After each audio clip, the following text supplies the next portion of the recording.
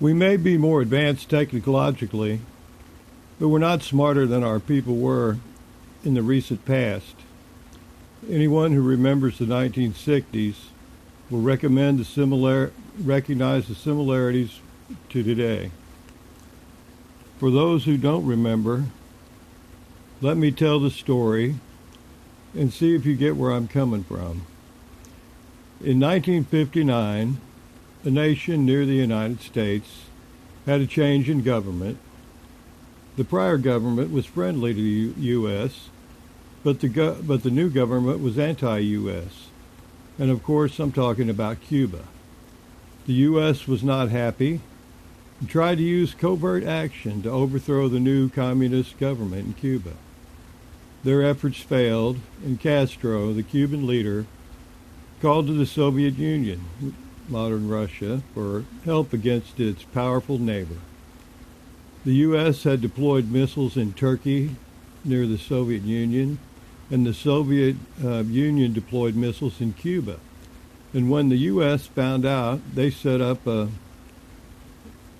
naval quarantine. They didn't want to call it a blockade, but it basically was. And they demanded the missiles in Cuba be dismantled and removed.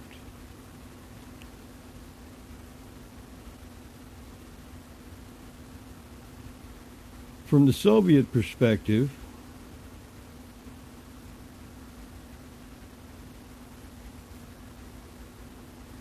we see a nation with their same political beliefs, an ally near their main adversary, who is being harassed and threatened by its powerful near neighbor.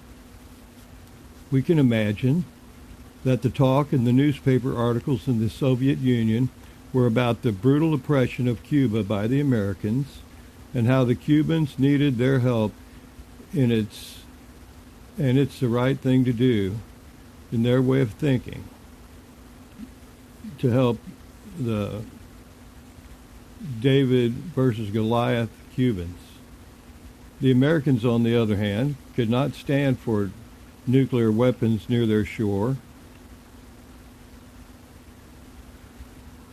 and especially that were being backed up by their main adversary. And after tough negotiations between John Kennedy, President of the United States, and Nikita Khrushchev, the Premier of the Soviet Union, an agreement was reached, and the missiles were removed from Cuba, and the U.S. removed missiles from Turkey. War or nuclear exchange was averted, and both sides were better off because of the agreement that they made.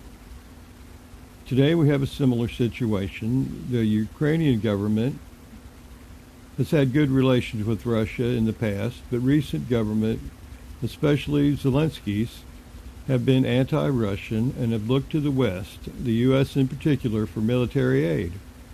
Russia has said all along they will not allow their near neighbor, Ukraine, to join NATO, which is their adversary, and they want autonomy for the Donbass region of Ukraine, with Donetsk and Luhansk. I don't know if I pronounced those right. Those are homes to pro-Russia. That's home to a pro-Russian speaking minority in eastern Ukraine. They are to have a vote to decide whether to stay in Ukraine or to separate them from them. And I believe we should honor that. And this is a Russian-backed vote. The roles have been changed since Cuba, and Mr. Biden is now more like in the role of Nikita Khrushchev, and Mr. Putin is more in the role of Mr. Kennedy. Does Mr. Biden have the strength and wisdom of Mr. Khrushchev? He should be ready to make peace and use common sense and understanding towards Russia and the peace and the prosperity of the world at large, instead of playing games with the lives of so many.